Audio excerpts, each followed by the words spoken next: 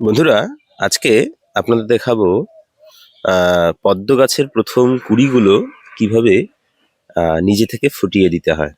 তো দেখুন, আমি দেখাচ্ছি আপনাদের কিভাবে ফুলগুলো ফুটিয়ে দিতে হয়।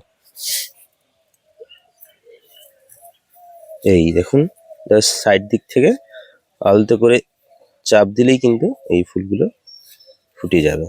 উপর থেকে দেখা, উপর থেকে দেখা, উপর থেকে। এই এটা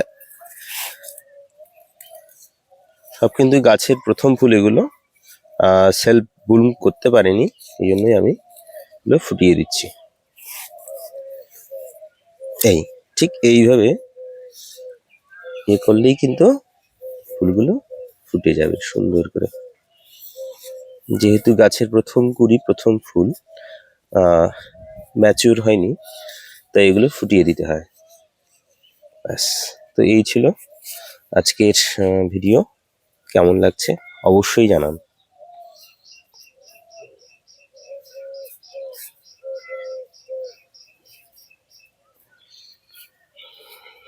এটার আইডি হচ্ছে পিঙ্ক ক্লাউড।